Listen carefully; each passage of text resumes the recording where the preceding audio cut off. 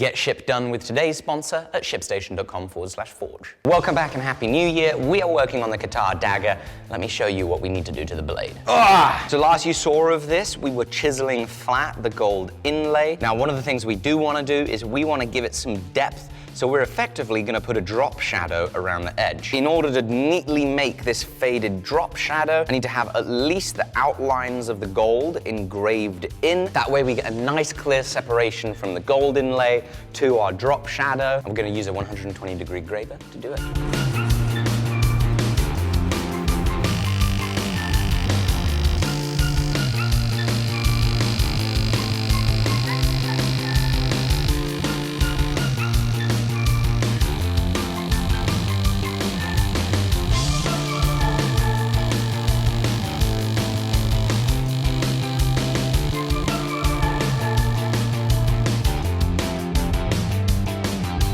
So now we're going to start the drop shadow using a little flat graver.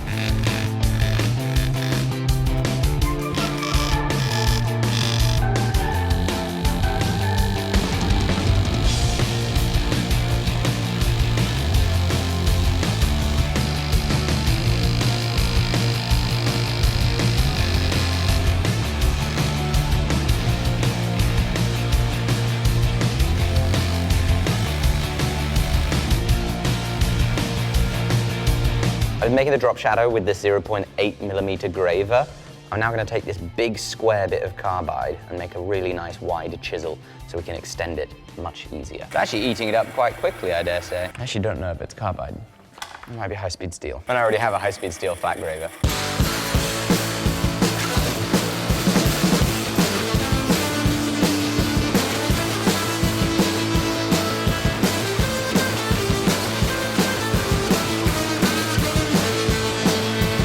So I flattened it all off with a flat-bottomed punch. They do make the rocking world go round. But now we're going to go to a pointy punch to stipple it.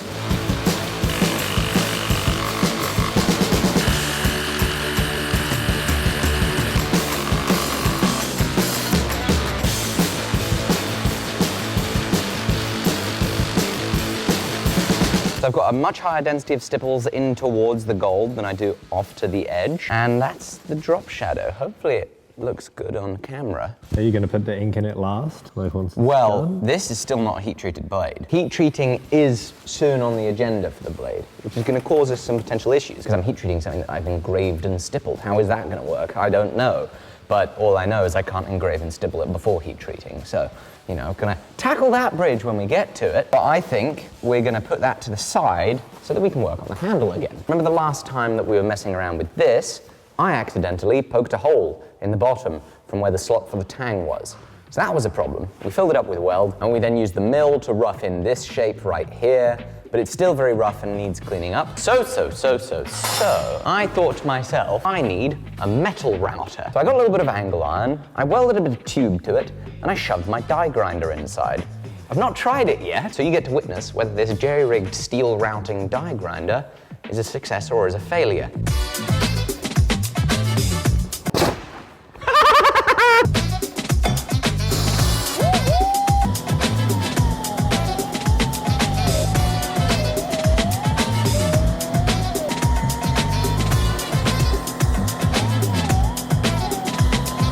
That's really working very well, isn't it? It's a very amazing. This is a brilliant system. That is a technique I will use again in the future. So now to clean this up with the aid of electricity, we need to make a tool to put sandpaper in this so that it goes.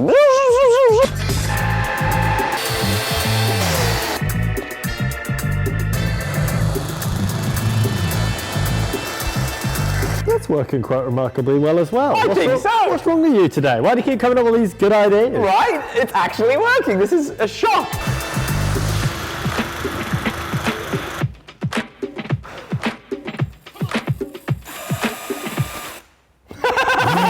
Was this going to be for the final buff? No, the idea is just to like have some cushioning, because having that steel as the contact wheel, it's just a bit jittery.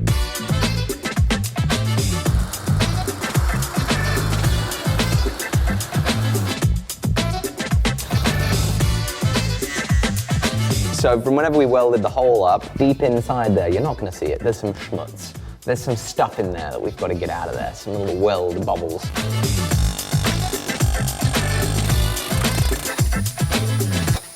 Ah! Okay, so I've got the inside cleaned up, but to be able to find out if it fits nicely with the blade, I need to be able to pull the blade off this board. But I don't want to pull this blade off that board until the engraving is all the way done. So real quick, we're going to do our very last cuts with the graver to outline all the rest of the gold.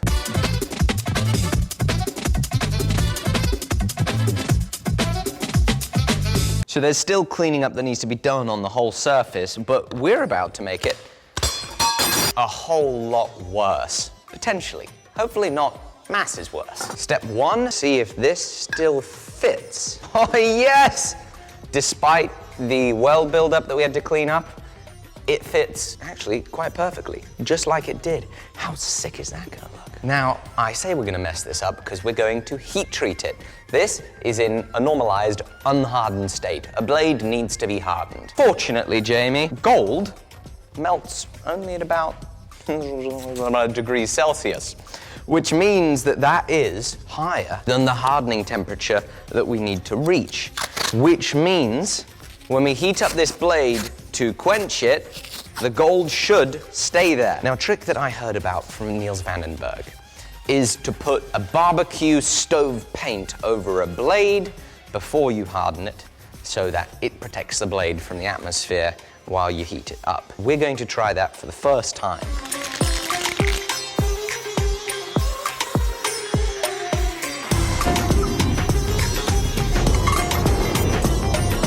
Right, either we destroy the gold or it goes great. Let's find out in 3, 2, 1. Almost there. We're almost. It's hot. You ready? 3, 2, oh, I almost dropped it. 1, oh, I bumped it. Ah! That's stressful. No. What? Oh, God. I have never, ever seen a warp that bad on a blade. That's the worst warp I've ever seen. Like, most dramatic and catastrophic warp I've ever seen. You can see the gold inlay is still there. Right, well, it's got to immediately go back in the forge. Never, ever before have I seen anything like that. Rats! The edge is a potato chip. And a crinkle cut one at that. Yeah, this is no ready salted, you know, simple crinkle cut crisp. It's a McCoy's for sure. It's McCoy's. Oi, oi, oi. Ah, my eyeballs are burning! Was that from the smoke or the tears? Both. If this project is salvageable, I will eat my hat. Folks, this project might be in the old pooper. Why could this have happened? Well, in my infinite wisdom, I decided that I wasn't going to finish the front side of the blade, I was just going to do the engraving on the back. So I did all the finish grinding and hand sanding on the back side of the blade, over on this side right here. It's even on that edge and that edge, but it's not even there. And presumably, as it quenched, this edge was so much thinner that all the stresses from the quench and it shrinking really rapidly, blade was just like, oh, I'll just put all my bends right here, right next to your gold inlay, Alec. So, thanks for that judgment call, Quenchy Blade. Welcome to Poop City over here. Population 1. You know what always brightens my mood? A little cuddle with the dog. Yeah, a little cuddle with Quack Quack. Right, Alec, how are you going to resolve this issue? What are you doing? Are we swapping rolls? Yeah, we're swapping rolls. I don't want to deal with this issue. Right, so what I'm going to do is, I think I'm just like karate chopping it back into, if I karate chop along there, and I'll be able to like straighten it up, so. Whole bloody blade's got quite the old warp in it. I mean, really, what you need to do, you really need to just take it over to the anvil. Jamie. And then just... Jamie. And then just... get away from that anvil. I'm only trying to help, right? That's clearly not helping. I need support in these moments of hardship. This is very potentially a project-ending catastrophe, but my plan to try and solve this is to take some width off the entire blade so that we get that edge much thicker, stouter, and stronger. Once we have ourselves that thicker edge, it's going to be less resistant to picking up that crinkle in the etch. And furthermore, it means that we're going to have a little bit more material to grind out the remaining warp.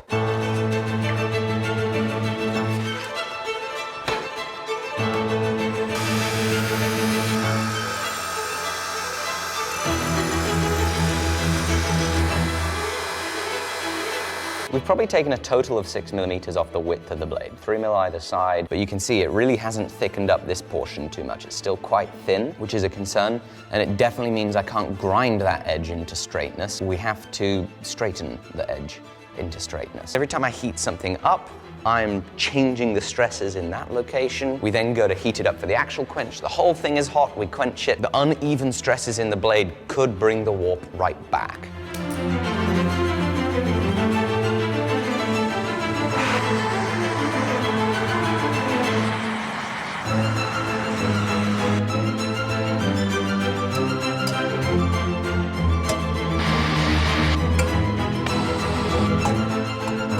Got a good deal more straightness out of it. Now I'm going to go to the grinder, grind all that stuff down, get that edge thickness a little bit more consistent with this, and hopefully also as straight as we possibly can.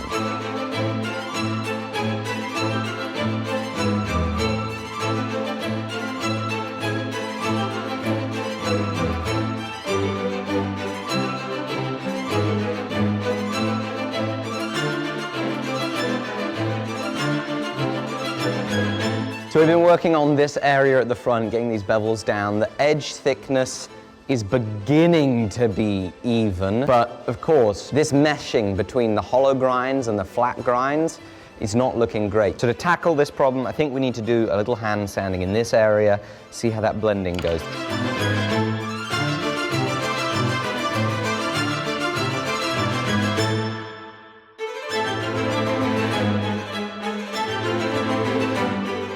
So I hand sanded the other side for about 2 hours. I don't want to do that on this side. We're going to use the belt grinder. I am really struggling over here. From our warps, we have these little divots right there. I'm trying to grind through them, but in trying to grind through them, that edge that I made thicker is now getting thinner. Oy, oy, oy, oy, oy. You know, there's only so much steel that can be taken off a blade before you don't have a blade. No matter what, this isn't heat-treatable thickness. This has got too thin here trying to get these out. So I have to take some width off. Just no two ways about it.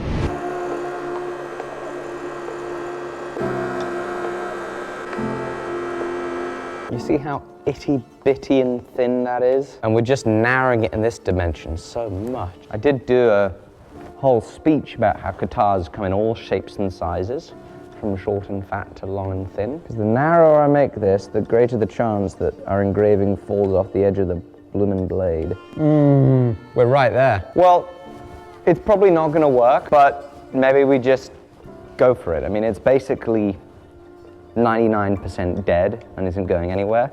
But maybe we just get this edge down so it's at least thin and consistent the whole way.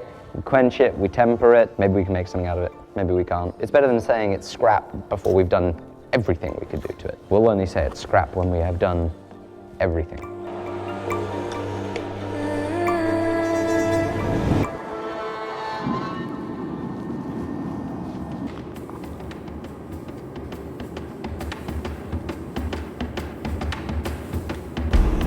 To the forge. Is this our redemption? Or is this just another failure? 3, 2, 1.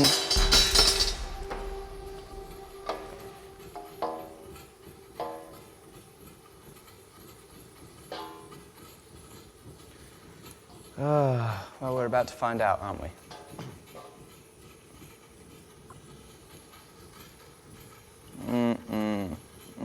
That's gonna be a no. It's even worse. It's even worse. Well, in the words of Bugs Bunny, that's all, folks. Well, if you want to get your new year off to a much better start, whether you have a side hustle that ships orders, or you've got a giant warehouse shipping orders, or multiple, today's sponsor, ShipStation, is here to take care of the small stuff so that you can focus on the big stuff. It syncs with your selling platforms, whether that's a Squarespace site, Amazon, eBay, etc., etc., etc. Your orders come into a ShipStation dashboard, and from there, it's no more copy-paste, no more handwriting labels. You select your shipping option, which can be a one-click operation. There are no more trips to the post office because you can book a USPS pickup. And one of the huge benefits of using ShipStation is you get access to the type of shipping rates that usually only Fortune 500 companies get. You can get up to 86% off USPS and UPS shipping rates. It's what we use every single day at the Alec Steele Co. to ship out your orders We utterly love it. The best part is you can get a 60-day free trial to see just how much time and money it's going to save you by going to shipstation.com/forge. It is a brilliant service that I truly love, and I think you will too, no matter the size of your business. So make the new year great. Why are you up there? I just want to be away from the guitar because I am scared of it.